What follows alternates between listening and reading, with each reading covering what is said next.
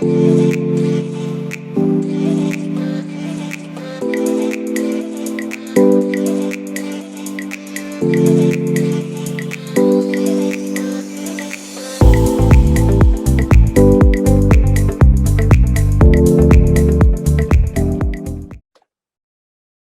Kelvy Bird, welcome to Nova Scribes. How are you doing?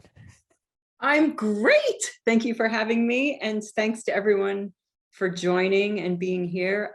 Some familiar faces and new faces, and I'm looking forward to the time we have together. Cool. So Kelvy, you've been to Nova Scribes before as a presenter, and let me just a little bit of history. So when I first started graphic recording, it didn't take long before I found Kelvy's work. And if you haven't seen it, it's transcendent. It is not the typical bright colors and cartoons that you see all over the place. You're looking at it and it looks like a piece of art. And I was like, who is doing this? How are they doing this? And so I really tried to figure out everything that I could about Kelvy and where she came from. And she was nice enough to write a book called Generative Scribing. So we're going to have a conversation around generative scribing. This came out in 2018. Is that right? Yeah. So what was behind it? Why did you want to unpack that secret sauce that was in your head and share it with the world?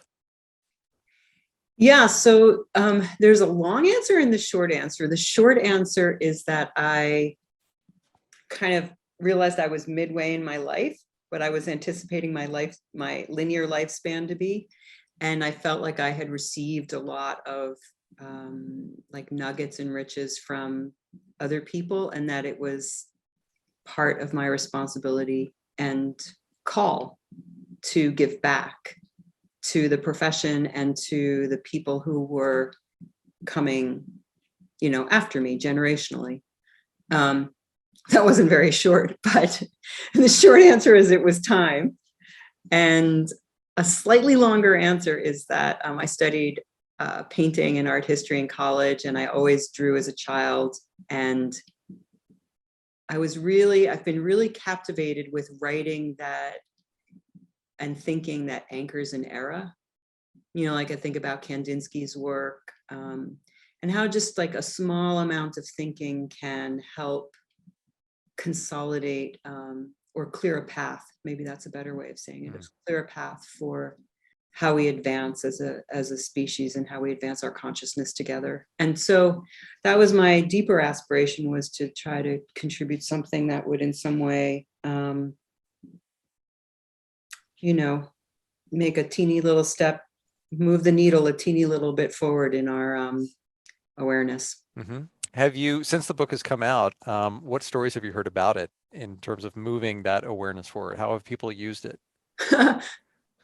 I trust it has. No, I trust it has. Wow, that's a good question. More than people giving like direct feedback or like people sharing stories with me, I think the fact that we're all here together, that's like in itself a little microcosm of what the book has maybe done, is just bring people from all over the world maybe together a little bit more. I think that's it's also a reflection of our where our profession is in general, and how it has been like unfolding globally over the past 10 years, especially. Mike's on the call, and his work has done a tremendous amount also to expand visual practice around the world. I don't know, when I hear like, sometimes I get like little things on social media, like somebody will quote a line back from the book. And I'm like, where'd that come from? And like, when I'm surprised by something, and somebody reflects back to me what touched them, then that's really the best kind of feedback. It's just that people are touched. Yeah. Before the call, you and I were sharing some stories about how, so I was lucky enough to attend I think it was was that your first workshop in February 2018? You had done before then? Yeah. Okay. Because to me, it seemed like the release of the book, like you really ramped up your workshops after that. Was that intentional? Oh, well, it was a series of things, because I'd been writing it really. It took me like, I don't know, it took me a long time to write. So I think I started in Hmm. 2000 and maybe 10 or 11 or something like that. Wow. The framing, Hmm. like the core framework, the model of practice was something that I came up with for some workshops in 2010. So it was like 2009, 10 that I really started getting the skeleton of the book and started writing smaller pieces that then fed into the different domains. And I don't even know if everyone here on the call is even familiar with the book yet. So I don't know how much to refer to it. But there's a core model of practice that's based on a diamond. And there are 5 domains with that. That's the framework of the book. And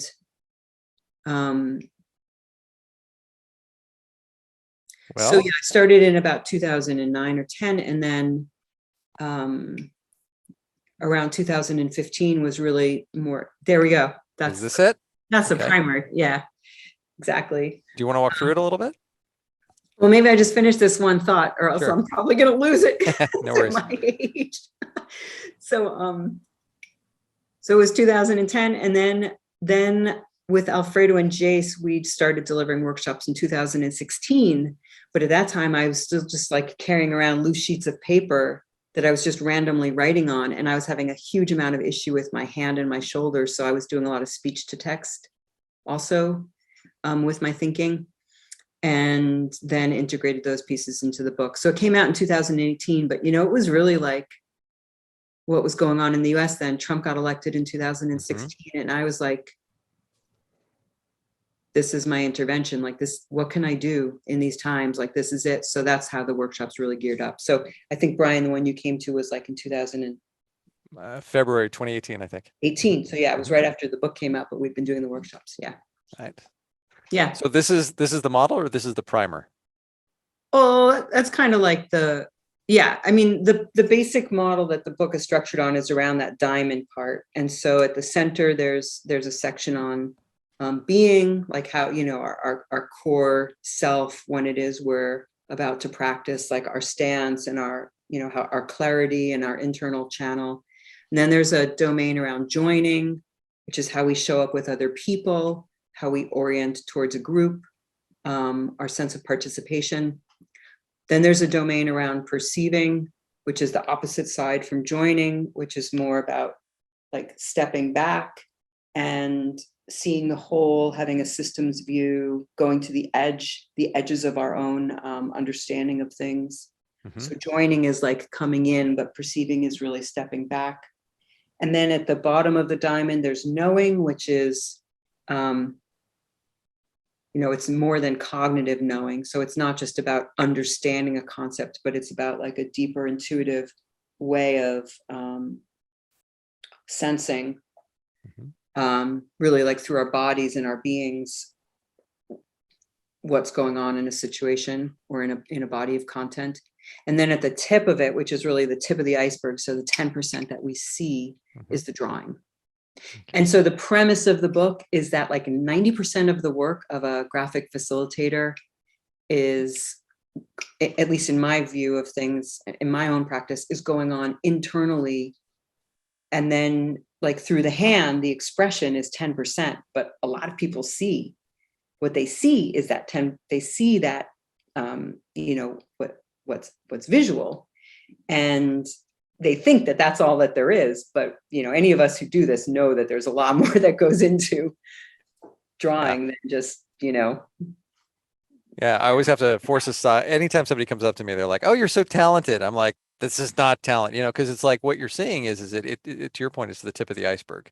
And to me, the drawing is so much easier than all of the rest of this stuff that's here. One of the things that's always impressed me about this drawing is that, and your drawing style is that it's very, I would call it abstract. It's very representational.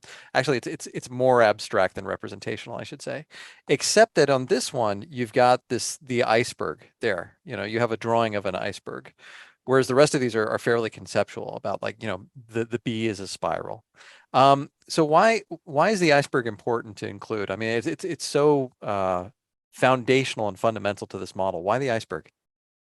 Yeah, I think at the time, that was some of my core understanding of systems thinking was basing it on the iceberg, where you have it at top what we see, and then below the waterline, the the patterns and the structures and the ways of thinking, our mental models that go into creating what we see, what the events at the top. And I don't know, I just always gravitated to that simple framing, because when I'm working with a group, if they're at that top level talking about, this is what happened, there's just a lot of stuff that causes what happens, And so I just like using that sort of scaling. I think, yeah, there it is. That sort of scaling to go a little bit deeper. So if a group is talking about patterns of behavior, like, not enough people are showing up in the meeting, would be a pattern of behavior, or everyone's leaving early, or people are eating during the meeting, or, all those types of things. There's a structure that's creating that. So maybe there's a table in the middle of the room. That's the structure for everybody being able to have a place to put their food, or I don't know, I'm just making this up. But Yeah. And then the mental model below that might be, it's okay to eat when we're together, which, I do. But it might be in some cultures, like you would have a meeting without eating. So, a different mental model. And then below that, you can think of vision or source, or, where those mental models are coming from. Yeah. So I don't know. I just, I always gravitated towards that. I because I'm not a strong illustrator, I think I rely on concepts or frameworks to help me anchor my my own scribing practice, and also my layout. Like, I'm not very good at layout either, so I have these things in my head that help me orient a page or a wall.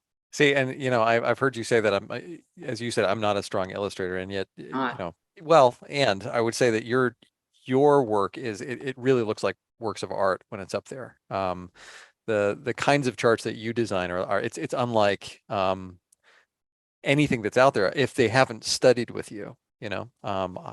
It's probably just by default my background as a painter, not as a graphic designer or anything. So it's just how I learned to craft. Well, Yeah. as long as we're on this, tell me a little bit about presencing, because I know your connection to the Presencing Institute, and this has always been something that's been a little bit elusive to me, right? And it's that much more interesting because, of course, it's at the bottom of the iceberg. So it's like, what is that? What's driving this thing? So could you talk a little bit about presencing and what that means to you? Sure. Yeah. And you can see in the arrow there that there is a one direction to the arrow if you look at it just at the top view of that arrow, but then there's sort of arcs below it. And presencing is really it's based on the work of Otto Scharmer, and it's really the combination of presence and sensing. So we're sensing into the present moment.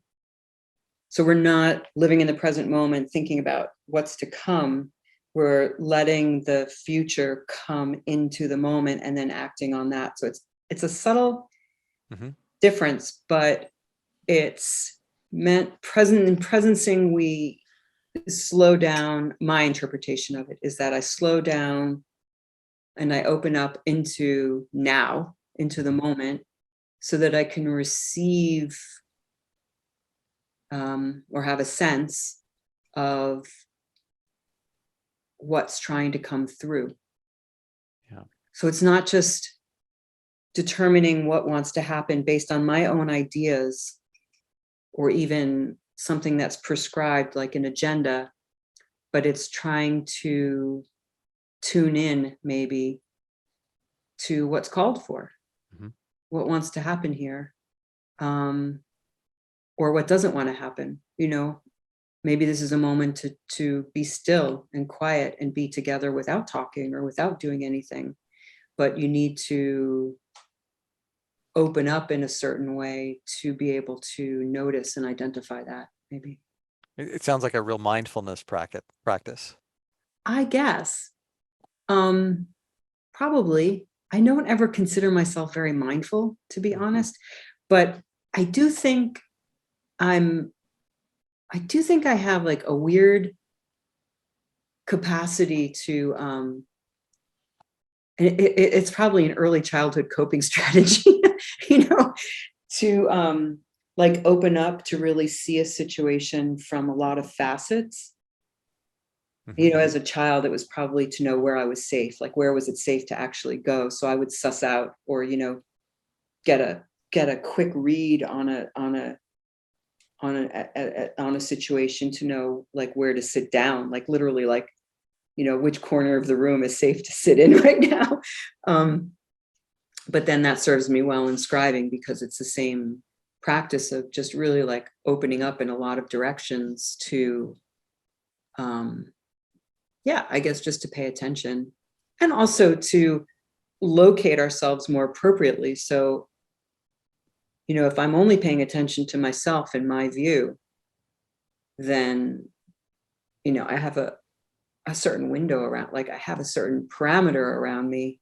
But if I can be more aware of my context and what the context of my context, then, you know, I have a different relationship to that context than if I'm just like big me at the center of it. Right, right. Ego is the enemy. To paraphrase something, you almost have to remove yourself. One of the things that I really wanted to talk to you about this. One of the things I've heard you say before is that how you will bring some of the things that are not necessarily part of the group process into the scribing. I think I heard you say once that you were scribing at one point and you actually heard some birds outside that was in a tree, and you brought the birds in. And my first reaction is like, well, what the hell does that have to do with what the group is talking about? Then I was like, oh my gosh, of course it does, right? Because it's influencing, conscious or not, whatever's happening as part of the group process. So I'm wondering, how do you overcome your own bias, your own filter? Because it is going through your head, you know, to go back to one of the more kind of macro pictures of drawing that you have in here. This one, right? Um, it is going through, you know, your head, right? And I've seen, not everyone, but I've seen some graphic recorders who are a little bit newer, a little bit less experienced, who favor drawing what they know how to draw rather than what the group is talking about, rather than what's important for the group process. So how do you, in this process, how do you check your own bias? How do you make sure that your filter is not getting in the way of what the group is doing? Well, boy, I'm still learning about that. Because I think the thing with bias is we don't always know our bias, you know, like, Yeah. so we don't know it. We don't know what we don't know until somebody points it out to us, or somehow it's revealed and we learn it.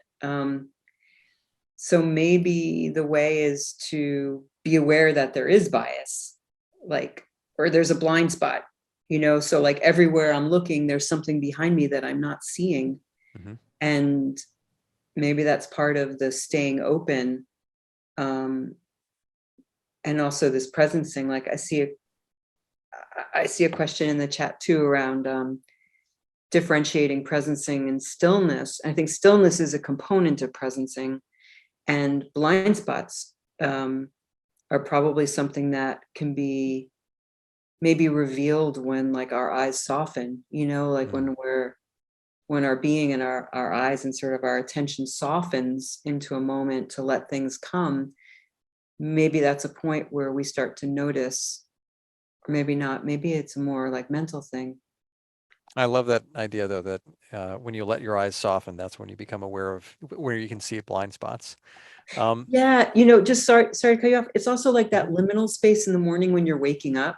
Yeah. If you have the luxury of, you know, a couple minutes between sleep and having to attend to things first thing, but that moment where like things come in that you're like, where did that come from? But it's like our subconscious trying to, you know, remind us of something or let us know. I think it requires like that sort of in between space to increase our awareness. Maybe. Yeah. It's almost like, I don't know, I tell my team this, I get my best ideas in the shower. I used to try to keep a notepad in there, but it was problematic for paper and water reasons. So it's like, how do you take advantage of those kinds of moments where you have that stillness where you're letting, you're not working on something. It's almost like rather than having the laser focus of your attention, it's you've got the soft lantern light. You're more aware and perceiving of other things that are there. Do you want to take a crack at Arlene's question in chat? Yeah, I thought I just did, but Oh, I'm sorry. no, that's okay. But no, I'll go there a little more, which is that I think that stillness is a component of presencing, where in order to be in a state of presencing, you need to be still, but they probably reinforce one another. So as you're still, you're also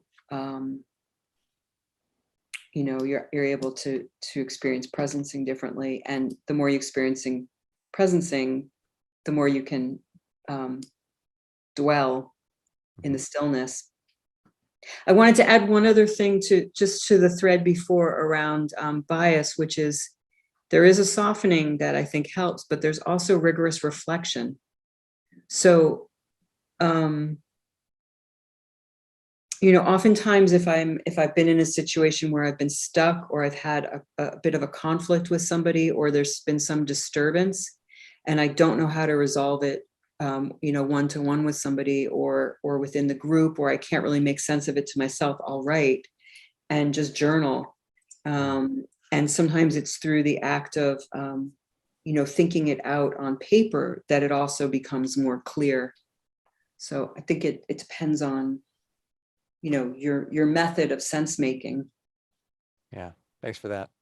So in chat, Mike writes, sometimes I think that because we are so visual and the world is so demandingly visual, not being able to see well opens up our other senses to hearing, feeling, etc. Yeah, Mike, just kind of reflecting on COVID and having to do a lot of this work virtually, not being able to sense the room the same way that you would when you're in person. Actually, that's a question for you, Kelvy. So, you make a lot of just of sensing what's going on at a deep personal level, at an interior level. How have you done with this whole virtual thing? Awful. I mean, on one hand, I love the way like my drawing practice has evolved because of the forced use of the iPad. And so I've, done things that I wouldn't otherwise have done with digital scribing. I've been able to rest my arm a lot. And so my like physical well-being is better as a, from not traveling and being on site. But the hardest thing for me has been the heart demands, the demands on my heart, actually, because it's really hard to feel deeply connected to people and then have it just shut off. So, to really open up and be very present and, with people genuinely. And then all of a sudden, the hour is up and it's like, oh, okay, it's just me, Yeah. and I have a pretty resilient heart, but that's sort of it still feels very harsh to just have I don't want to be showing up superficially. It's really important to me to show up like as human as possible, which for me requires opening my heart, but then it's been really hard. Yeah. In chat, Yeah. Nelly saying, so true, abrupt endings. Yeah.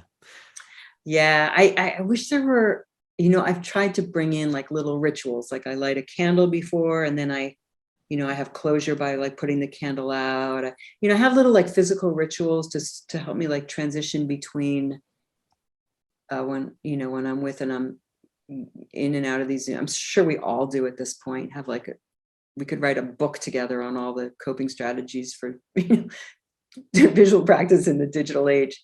But that'd be a good one. yeah, but no, I found it actually really hard. Yeah. I want to get back to something that you said earlier about the iceberg, and I think you'd said that you had included the iceberg in your previous model because you said that was your understanding of systems work at the time. Is that to say that your understanding of systems has evolved since you've written this? Yeah. Oh yeah, because so at the workshop that we were together at in Portland, Oregon, I met Jessica Reel there, like that same week. And she and I since then have developed a method around what we're calling system scribing, where we've really brought in, I came more from like the MIT System Dynamics group, just by like, living on the East Coast and the people that I knew. She had training in systems thinking from a whole different lineage. And then there's also like, indigenous systems thinking, which is, not even called like systems thinking. It's like a way of being, is a systems orientation. And we've tried to unfold a lot of different approaches to thinking and being with systems into this method. So is there another book in the future? Well, we wrote a chapter. It's coming out in a book, but it's taking, because of COVID, there have been a few delays. It should be coming out late, probably next year, early next year. But yeah, I mean, we've done a few workshops. There's one coming up in November called Drawing Systems that will be teaching the method and applying it to a case. I think that the idea of doing a book around it is a little daunting to both of us. So we're just doing what we can, Okay. So Sophie says she'll be Sophie there. will be there. Yeah. I think, and if I remember, you may have given us a little bit of a sneak preview to NovaScribes before on system scribing, a little one, probably not the whole workshop, but yeah. But so we came up with this really simple method. Well, I mean, a pretty consolidated, method, but we've been experimenting with how it can get applied. And yeah, no, that's it. Okay. Yeah, exactly. And so we've been experimenting with how it can be applied and finding, and other people have been too. So anybody who's come through the workshop has probably been, I've seen some amazing work out there that, that has like, bringing systems in. And so, yeah, I think it's a big body of work. Would you be comfortable sharing some of the people that you follow, that you admire their work as you're seeing what they're doing? Oh gosh. Yeah. Well, Riley Dow, I mean, she's already mentioned, she does amazing systems work, and you look at her work, and she's based in Mexico City, and you wouldn't think like she's representing a system, but that's because it's like in her, it's so embodied in her that it just comes out through her drawing of how she's seeing parts, how she's seeing groupings, relationships, the boundaries around things. Like she just breathes it. There's a woman named Linda Hunter who's working in Scotland. She does amazing systems work too. And then, I just worked with this group in Northwestern Australia, this woman, Wella, who will be a guest in another program that's coming up. And Wella, she's Aboriginal, and she also works in the Perth area in Western Australia. And she has a way of just conceiving things that it's like, no matter what she draws, it's communicating a system. Nothing is isolated. And you had, I'm sorry, go ahead. No, that's it. I mean, you can't really see easy examples of her work or Linda's work. A lot of the stuff going on, I don't really even see it necessarily like, on social media. It's more, Riley, I think is like pinkfish.ca, I think is her website. I'll see if I can find her. But you had mentioned actually a couple of times that your work with the Aboriginal people had influenced the way that you see systems. How so? Well, I think the way I learned it was really time bound. So even if you do like a very detailed map with feedback loops and like causal diagrams, it's mechanical. It's kind of a mechanical approach. It actually came out of engineering. So with Jay Forrester and so, honestly, like I learned it from a lot of white men. So there's like a certain, that's how it came up here in this area. And, well, Danella Meadows, Yep. But academic, maybe a more logical approach. And what I've learned through the little bit of exposure I've had to the Aboriginal culture and way of being. It's so holistic. It's like it's just how the thinking is. It's just, I don't know. I'm not going to be able to describe it well, but I think in my learning of it, it's a way of finding coherence and finding the interrelation between things and finding the interdependencies. And so things start separate, and then through systems thinking, we connect them and we make sense. My understanding in the Aboriginal and Indigenous mindsets and cultures is that things, they just are understood as interconnected, and breaking them into parts doesn't really make sense. Yeah. So it's inverted. It's just it's coming at it from the inside out instead of the outside in, I guess. I can't wait to see what's going to happen to your work when you fully integrate that into your practice. Honestly, I don't know if I ever can, because, you know, of where I'm coming from, it's like I'm still working on two-dimensional surfaces with an up and a down, and a left and a right, you know, so we'll see. Maybe one day. You and I can talk about that later. We can do some stuff in 3D if you want. Even just the inability to conceptualize this stuff. I mean, I think that's why some of our more savvy clients, you know, really bring us in. One of my favorite quotes is Joseph Campbell actually quoting Heinrich Zimmer. The best things can't be told because they transcend thought. The second best things can't be understood because they refer to those ideas that transcend thought. The third best things are the things that we actually talk about.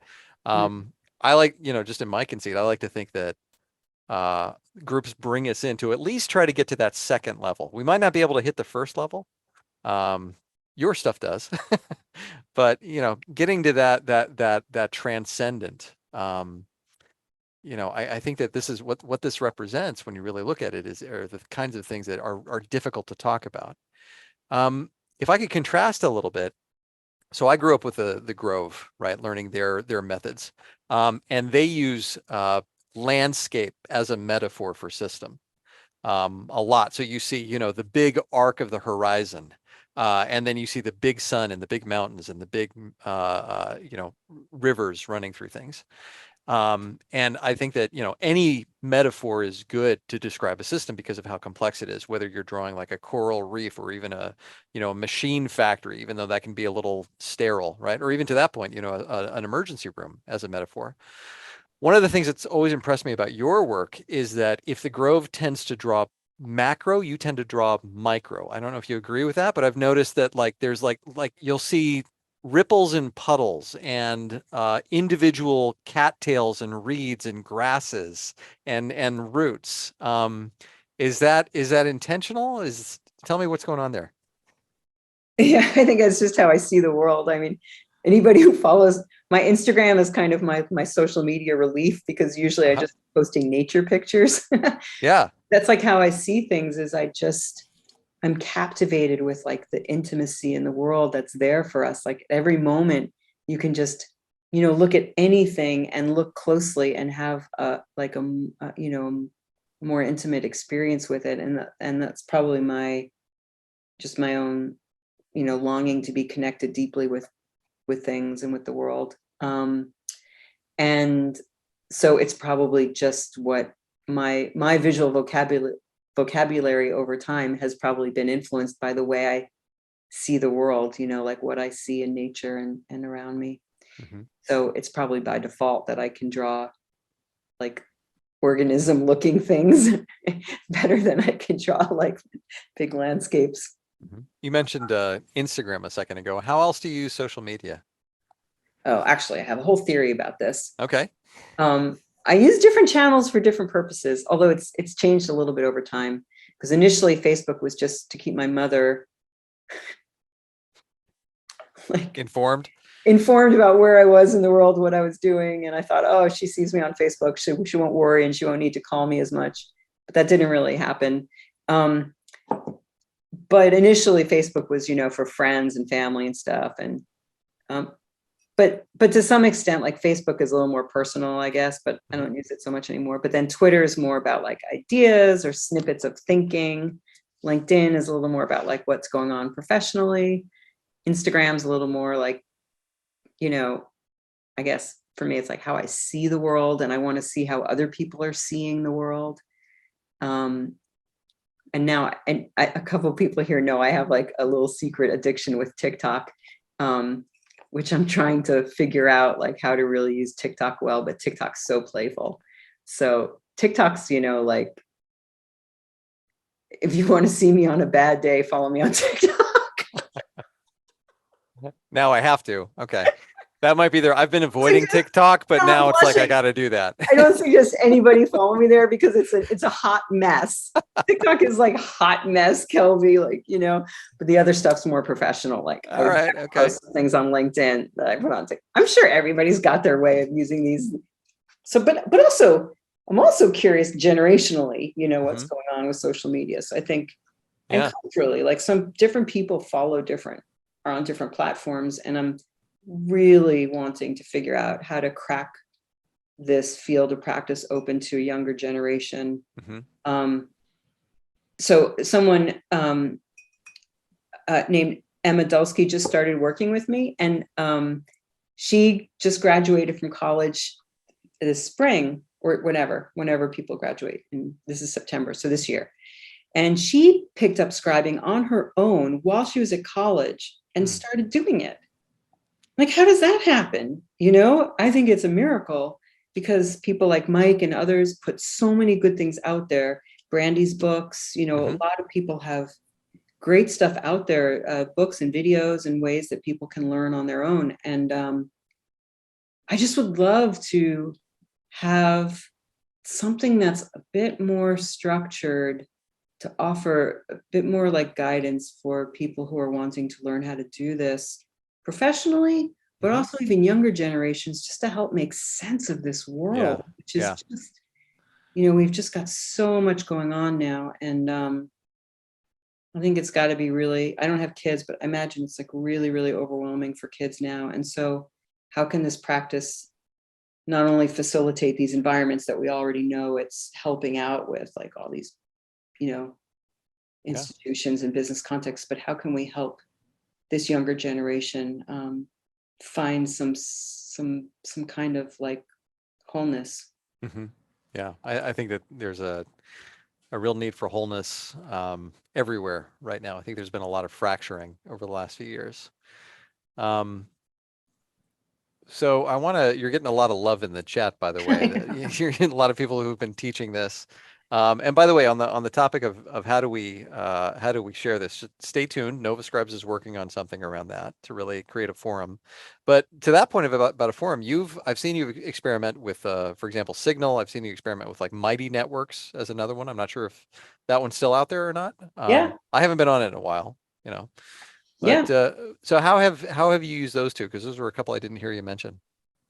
So I mean, it's funny because like I really love technology. My dad was a programmer back in the 70s, so I kind of grew up with like that mentality of like using code or using devices to kind of architect things.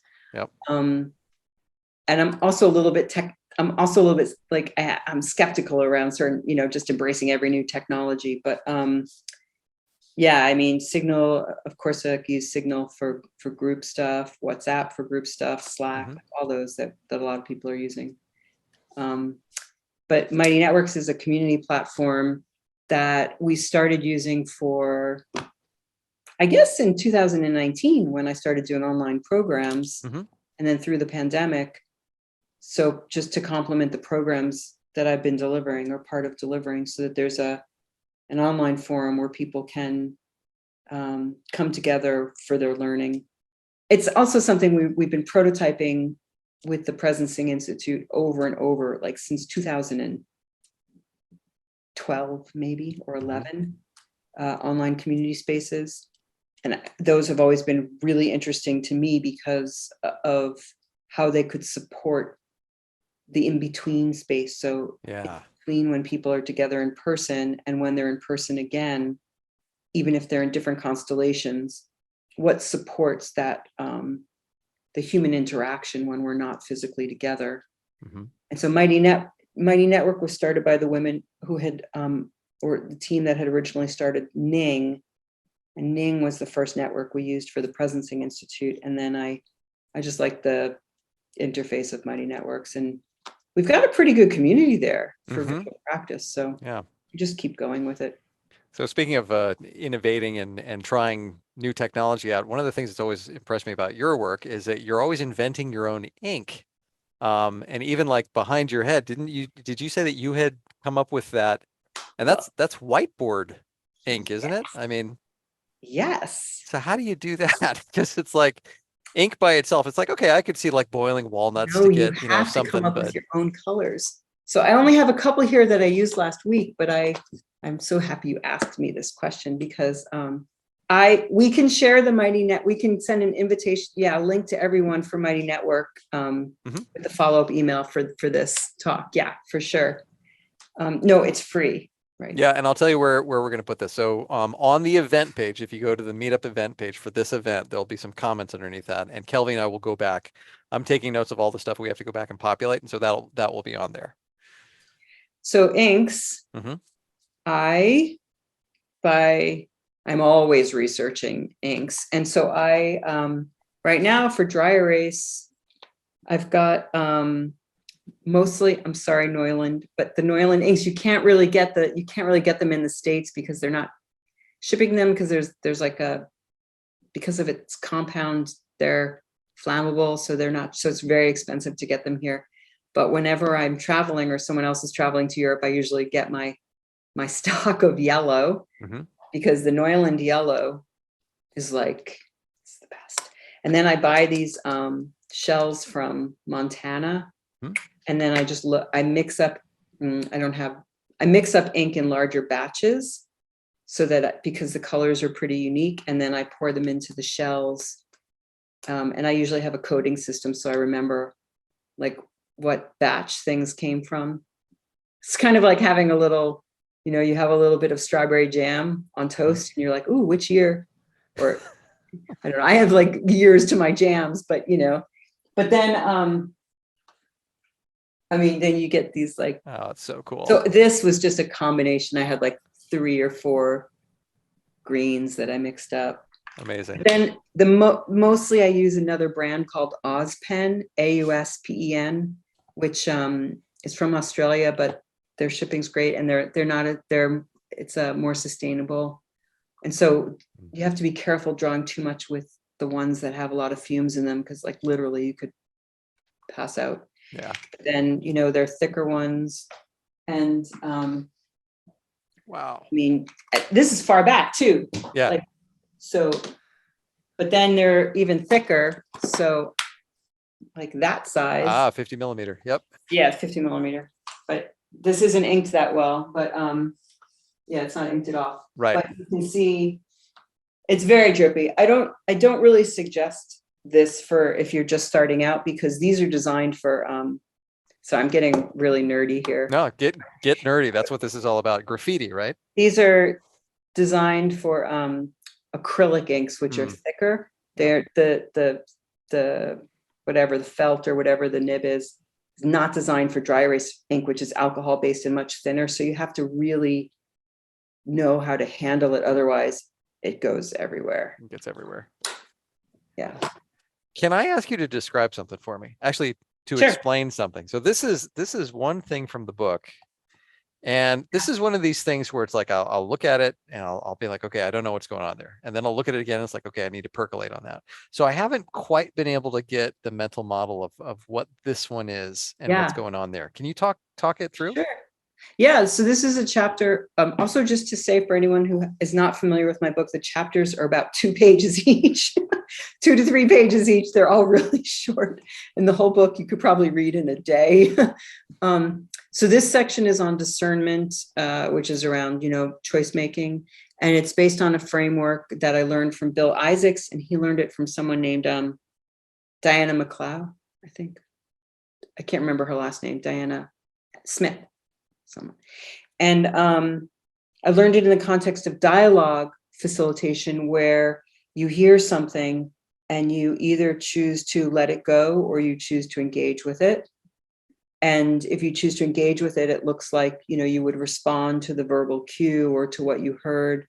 And then to transform it, which is the larger drawing on the right, would be to amplify what it is. So to maybe in a dialogue context, come back to it, or to really take a stand for something and say, like, this is really important. I really want to make space to talk about this. And then you try to create space to transform it. The little drawings you see below that are attenuate and amplify. And the attenuate, this relates back to the systems thinking. So the attenuate is when you choose to bypass something or let go of it or suspend it, pause it, you sort of lessen the attention to the topic. So you sort of create a balancing loop, like you don't give it as much emphasis, and so it naturally contracts what it is. If you choose to engage with something, it amplifies, and so you create more of a reinforcing loop, like you're expanding on something and you're opening it up. And so that's really the line to name it is the first thing, and that's to notice. So for example, earlier in the call, I noticed in the chat the comment around stillness and presencing. Mm-hmm. And I made a choice at that point to engage with it and speak to it in a comment before you had asked me. Mm-hmm. But I wasn't explicit about it. And so then you also named it. And then we also engaged with it again. And then that was enough, and we didn't need to further do anything else with it. An example of a bypass is, like, we've seen a couple of comments. I saw Denise's comment around TikTok. I follow you on TikTok. I love your posts. I saw that, and I'm like, I'm not going to engage with that because I don't want anybody to be paying attention to my TikTok. So that's an example of how I bypassed it. I saw it, I named it to myself, but then I bypassed it and I didn't engage with it. Mm-hmm. That's verbally in the way it should. Is this making sense so far? Yes. It's discernment. It is what is it that you surface? What is it that you represent versus what is it that you not? So in drawing, the way it shows up for me in scribing is, I think there's some approaches where you draw everything that's said, where you draw like their key highlights and you like literally follow each of the things that's said. In my approach, I take a pause and I try to, I'm naming it, like I'm noticing things, but then I'm trying to, it comes back to that presencing, like I'm trying to feel into it. Does this want to be part of the conversation? And if so, how do I bring it in? Or is this okay to just let go for now? Like, does this need to be given more visibility, or can this be quiet? And that's how I decide what to draw. And it's not dissimilar if you go to a party and you see people at the edge of the party and you think, like, does that person want to be alone, like watching what's going on? Or do you sense that they want to be in conversation, but maybe they don't know how to engage in conversation? Do I go over to that person and start talking and help, bring something out? Or do I let it be and just let that person experience things the way that they want to? So it's that sensitivity to maybe like how things are wanting to become visible. Mm-hmm. That's the discernment. Yeah. And then the transform. And this is a sticking point, because again, going back to, I'm going to go the Wayback Machine. So I would say the practice of facilitation grew out of the book, How to Make Meetings Work by Doyle and Strauss. That's actually where the role of the recorder is named for the first time.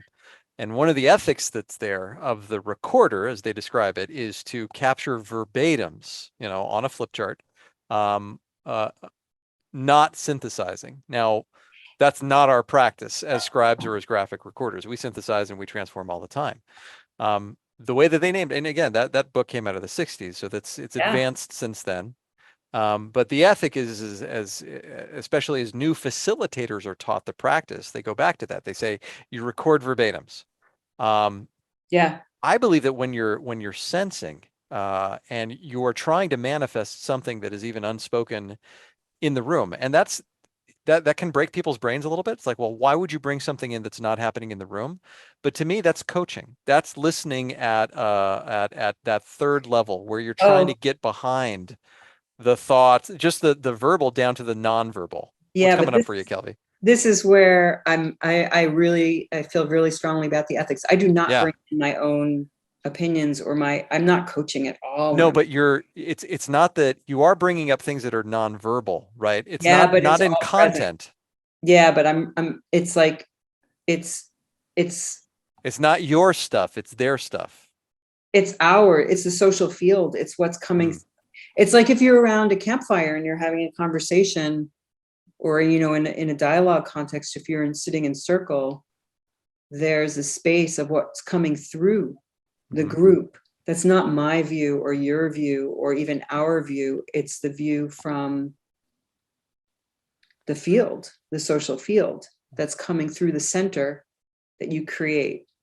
And that's what I mean around like engaging and transforming it. It would never be like my thinking of a certain situation. Does that Okay, make so sense it to you? does. If you were explaining this to a real literalist, though, right? Somebody Yeah. that was super concrete, Yeah. Yeah. how would you have somebody engage with the social field? Okay.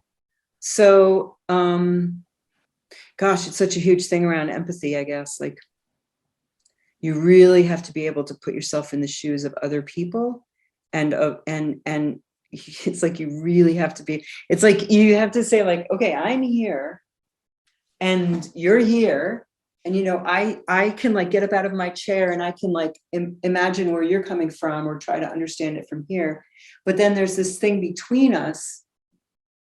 I don't know how to describe it. Like it's just, but, and I didn't always think like this, but maybe it's, it's like the fineness of perception that you have. Like if you're out in nature and you're in something misty, you might just like go through the woods and not notice the mist. But if you pay attention to the air, you notice the quality of the air. But if you're going really quickly and you're running and you're out exercising, you might not notice it. Yeah. So maybe I don't know. I don't know. What do people think? I'm curious, like what people think, like maybe other I am people. too. Sophie's having a moment. Like she's really enjoying this right now. She's just cracking up. Sophie, you want to get in on this? What's coming up for you? Oh wow, you put me on the spot, Brian. To be truthful, I was just really enjoying the dynamic between you two, because I have personally, Brian, and I've done a couple of workshops with Kelvy, and I've realized that you both have very different styles. So yeah, I was just mainly enjoying that. Okay. So yeah, and I got a bit lost on what what the question really is. So maybe we can go back to that and I can chip in, or I don't know. Sure. So it was the idea of that. How do you gain awareness and sensitivity to that social field? How do you calibrate your instrument to whatever's happening in that liminal space that's there?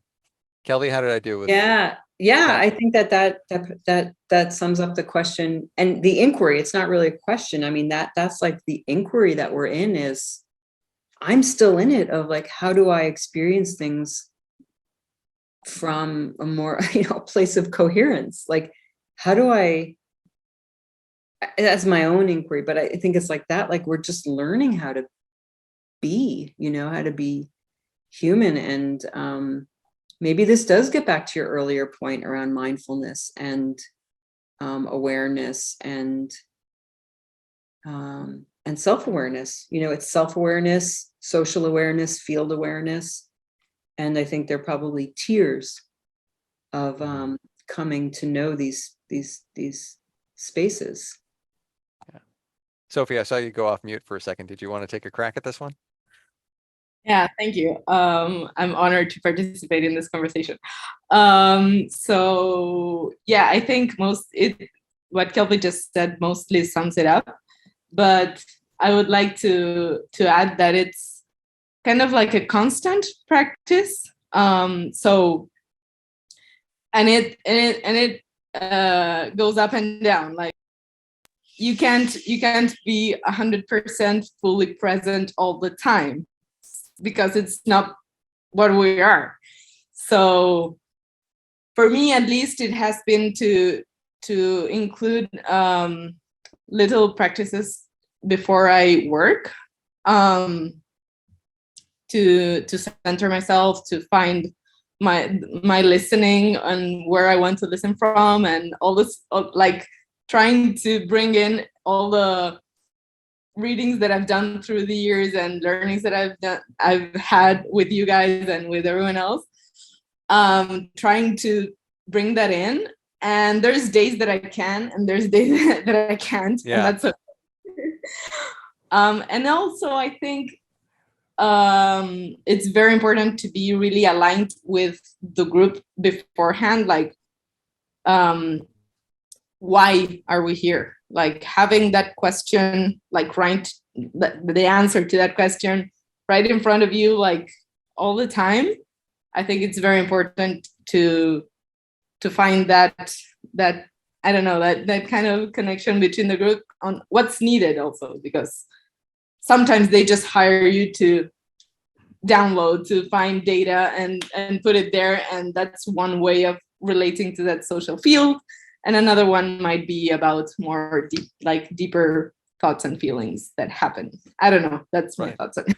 Well, Sophie, to your point, I mean, I pulled up the iceberg model again, and if you haven't seen this one, this is Kelvy touched on it earlier. At the top of the iceberg is the events. This is the things that you can physically see and notice, the observables that are going on. And then underneath that are the patterns of behavior. So for example, if you've got a bird, right, if that's an event, then the patterns of behavior, you see, well, there's a flock of birds, or there's birds moving together. And then the structures, and Kelvy, help me out with this if I get this wrong at all, but like the structures underneath the pattern of behaviors, what are those supporting things that are there that make those patterns of behavior possible? And then beneath the structures are the mental models, which is the way you think about the things that are not necessarily visible.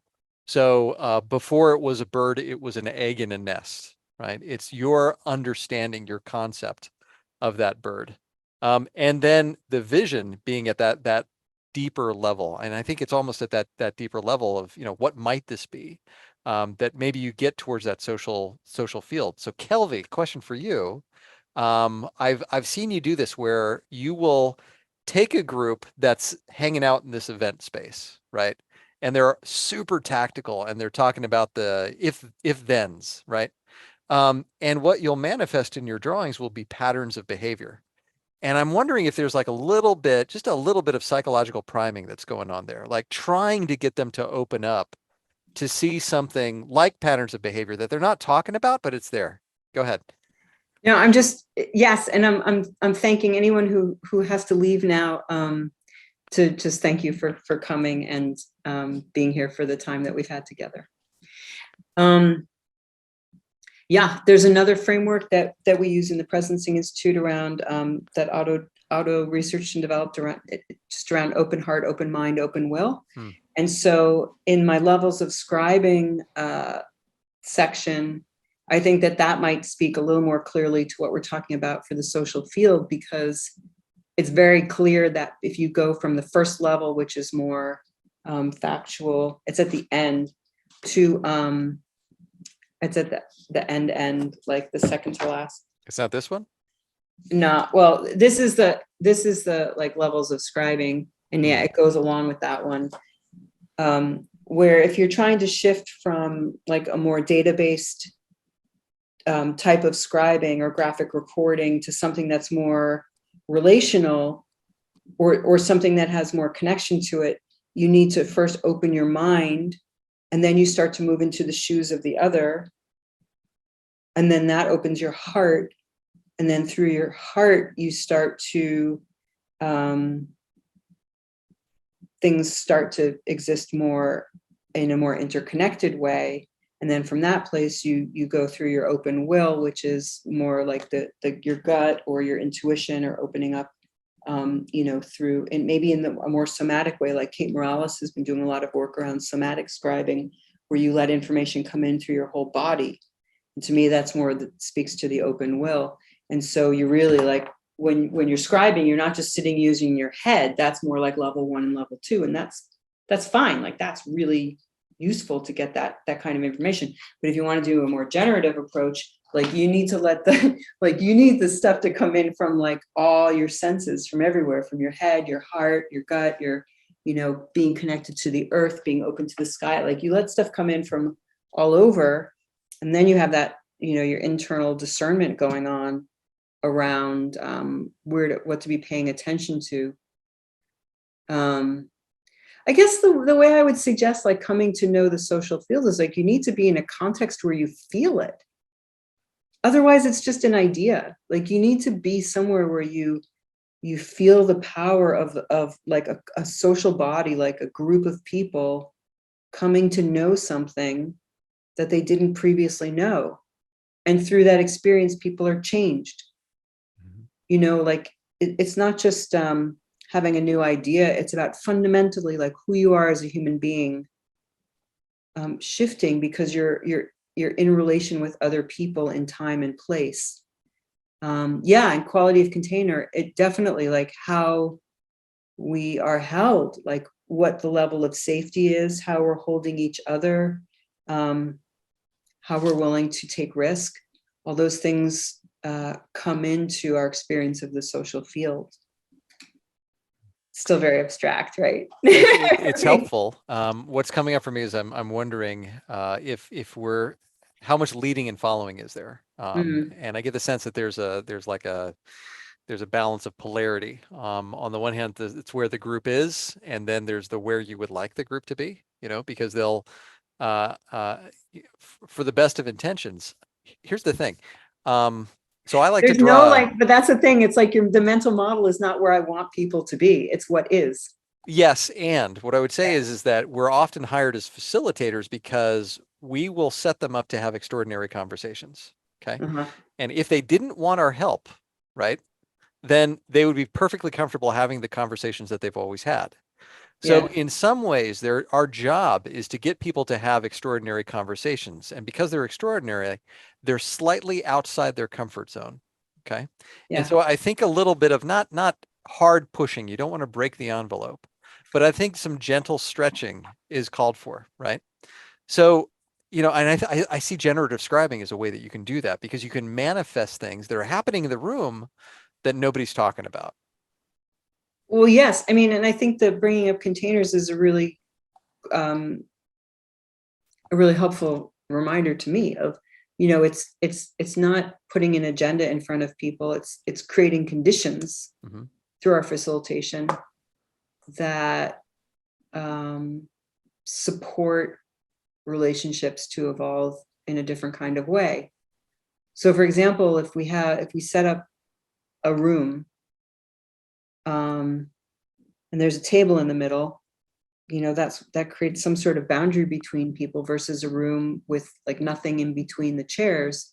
That's a different kind of setup for a different kind of conversation. So that would be, to me, like a container move. So we can think of it like with the social field, like how I was talking before around awareness, that it's almost like, if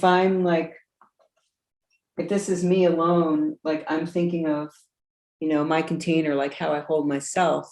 If I want to be with another person, I need to expand my container. So it's like I have another person coming in. This needs to, like, grow. If I'm thinking about holding a whole group, or a system, the container needs to further expand. And so there are different conditions or different things, different elements to bring in, for different scales of social engagement. Some are always consistent, like trust, like you always want to have safety and trust, I don't know, it's an interesting thought. Like, what are container conditions for different? In chat, she's a step ahead of me. I was going to ask that question. So she says, I think it really depends on the group. Sometimes the dynamics are not allowing people to express what really needs to be expressed. Okay, so Kelvy, Yeah. you're in a group. You really, you're sensing something. It's happening in the room. You're scribing it. It's being generated, and the group's just not going there. Yep, that they're not ready. Yeah. I mean, So that goes what do you back to do? stay with the group. Mhm. I just love them how they are, It's like, that's okay. You don't want to get up the mountain? I don't need to get up the mountain today. Let's just hang out at base camp. It's like, but I'm maybe a lazy scribe, like I'm lazy this way. Like I'm old too, older. Like I don't have the ambition or the energy that I had when I was 30. So like also I pay attention to like different fields of conversation. Like it's Otto's framework too. Bill Isaacs has worked with it where I'll have to draw it over here, is like, you have these four fields, and this is like politeness. You can see this. Okay. This politeness, This is like disturbance. This is more like, dialogue. And this is like flow, like co-creative flow. And, sometimes like groups, this is like a line of inquiry or something. You can't get over, here we're operating more from memory and set patterns. And here we're operating more from something that's emergent. And sometimes like groups aren't ready. The container isn't strong enough to go up here. So they come here, they stop, there's a disturbance or a breakdown, and then they go back to being polite. Like that's all that they can handle. That's fine. Like I'm not strong enough to get up a mountain on a first climb. Mhm. You build up the muscles, you strengthen the container, you put things in place that help you, be able to stretch more the next time. One of my favorite pieces of facilitation advice is never take a group to a place where you can't bring them back from. Oh, yeah. Yeah. So if they're just not willing to go there, you just don't go there. Also, it might be a relational thing. Like maybe your relationship with the client isn't there yet and you need to do more work together, or you need to have, more conversation. Right. Not you, but Well, probably. So I want to get back to the book if that's all right. Yes. So Yeah. what did you do? Because you just mentioned, Bill Isaacs and Otto Sharma. You're around these amazing minds. What did you do in order to research and study for this book? I mean, you even went as far as like you were citing shadow work and a little bit of Jungian archetypes in there. So you really did your homework on this. How did you go about doing your research? Well, it was just more my lived experience. I really didn't research very much. The only thing I researched was around the history of scribing. At the beginning, because I realized I really didn't know, and I'm sure that would be a great group mural project, is to really map that out more in a more shared way. But no, it was mostly based on my own, what I had learned, which gets back to one of your opening questions around how the book came to be. Mm-hmm. Which is I've been really lucky from where I live to be around some great thinkers, and worked with them over time. And yeah, so most of it was just, also, I was just trying to make a living. So like I was scribing, but I also was just doing other stuff to, Right. Well, you mentioned the history of scribing, and to me, that was actually one of the most valuable pieces in the book, because what I took away from that is that the calling of a scribe is sacred. It's a sacred trust and honor. So for people that haven't read the book, do you want to give us the overview of what that was? Oh, the history? Mm-hmm. Yeah. I mean, it just goes from like where it started, different waves, starting in California with David Sibbett and others, and then Colorado with Matt and Gail Taylor and Jim Shannon. Mm-hmm. And then sort of the shift from when things were analog to when things went digital, and how things evolved more globally, that they were digital and more online.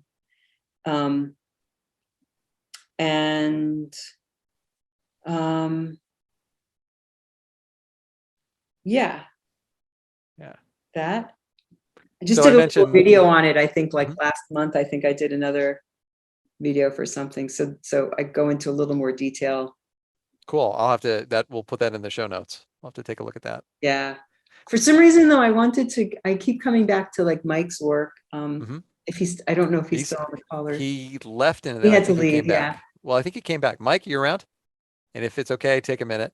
Yeah, I had someone Hey. that needed an emergency call, so I popped out and came back. Ah, well, I don't know. For some reason, I just wanted to come back to your work because I'm such a huge fan of your work, and No, thank you. just the way you've been able to like anchor down in such a like grokkable, that's not like a real word, but you know, just making a practice really manageable for like thousands and thousands of people. And you know, sometimes people ask me about generative scribing. It's like this mystic, blah, blah, blah, energy, social field, blah, blah, blah, all these words, presencing. And at the end of the day, I think we're all just helping people see, right? Like we're helping people see and make sense of what's in front of them. And so I'm curious also, because sometimes I think of like our work as like opposite ends of the spectrum, but I also think of them as like really connected, even though, you know, we've never talked or like done anything together. But I'm wondering if you want to just give like a you know, talk about the sketchnoting work that you've done for a little bit, because I think it's a really important part of the overall picture.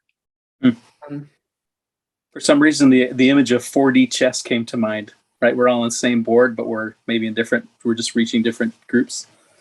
So in a brief sense, it was basically a solution for me. I was really in pain, taking notes in a really inefficient and annoying way, where I would get done and not want to look at my own notes and didn't like doing them and felt like I had to and felt like I was missing things. So, you know, going back to all my drawing as a kid and sort of pulling it back in and like, well, how can I use like this drawing stuff I used to do? And I love typography because I came up as a designer, so loved letter forms and typography. So how can I integrate that? So I just did experiments. So I tend to be a big believer. There we go. A big believer in experimentation. And there's a metaphor or I guess a story I use now. It's people will say, well, I tried doing sketchnoting and it didn't work, so I quit. Or I tried drawing and it didn't work, so I quit. I was like, well, you know, a scientist does an experiment. If it doesn't go right, they don't stop being a scientist. They just do another experiment, right? So I think sort of bringing, like I had this feeling like I sort of was lucky that I did this drawing since I was a kid. My parents really encouraged it. And I tended to encourage it with other people just naturally because I knew how much value it had for me as a way to express and think through problems. That I knew that if it was working, if I could sort of stumble my way through this experiment and come up with something that kind of worked, like, wow, maybe this could help another person. Let's share it and see what happens. And that's where it sort of went beyond and took off a little bit. So I think in a lot of ways it was a bit accidental. I think in a lot of ways it was just lucky. But you know, there was a lot of work behind it. I was reminded that, you know, when I wrote the book, I thought, I'm so old. Like I can't write a book. There's somebody younger than me that's surely going to write a book about this thing. But the reality was I had a lot of experience doing it. I had a lot of experience doing production design, so I could really make the book what the editor and I wanted. Like we could make it exactly what we wanted, and we had the tools and the capabilities. So a lot of ways, I think it was kind of meant to be in a way. That's the way I'm looking at it now. Choose to believe, I guess. But it really was just this idea of, if this is working for me, it's got to help other people. And we have to try and do something to get it to them and make it in a way they can understand it. And I've always sort of been pretty good at like changing the nature of how to describe things into descriptions or funny things that make people laugh. You know, this idea that we often, you know, we will get angry about political speeches, but then we'll laugh when a comedian says the same thing, right? Like there's something about humor that lets ideas slide in a little more easily. So sort of taking it that way and making it approachable. I guess the other component I'll speak to before I end is I kind of felt there was a community that was growing up around this sketchnoting thing, which the funny thing is I didn't know what graphic recording or scribing or anything that was. I probably saw it someplace. I probably was in a room when it happened, or I was probably vaguely aware of it, but I was not like consciously aware of it or knew anybody that did it or any of that kind of stuff. So this just sort of all made sense to me. And then when I discovered the IFEP and other people, it was like, wow, you're like my brothers and sisters. Like, how did I not find you guys before this, right? So a lot of it was around community. And I felt really strongly that the way to make this spread was to show more than one way to do it. I definitely didn't want the work I was doing, the book specifically in this case, to be, this is the Mike Rohde method and it's all my work and all you see is my stuff. That's really boring to me, right? I sort of had to do some of that to communicate the message, but I was really strongly in favor of inviting other people into the book, gave them whole spreads in the book, really tried hard at the time to dig and find other people's work to example it. Because I felt like the other problem is not, number one, you feel like I'm not good enough to draw stuff, but if you see something that's only one style, you have a tendency to think, well, that must be the right way to do it. And I don't know if there isn't really a right way, right? Everybody takes it based on their experience and expresses themselves. So I think all the ways are the right way in a lot of ways. So having all this variety in there helped people see like, oh, maybe I can't do it quite like Mike does, but this person, I really like the way they do it. I can do that, right? And it sort of drew them in. So a lot of it was around community and just getting people doing something really basic. Because I feel like this once seems you like start, then you get sorry, started. Once you get started, then you just can't stop, right? this seems like a perfect opportunity to invite you to do an author talk. Sure. Yeah, can I just I guess I am.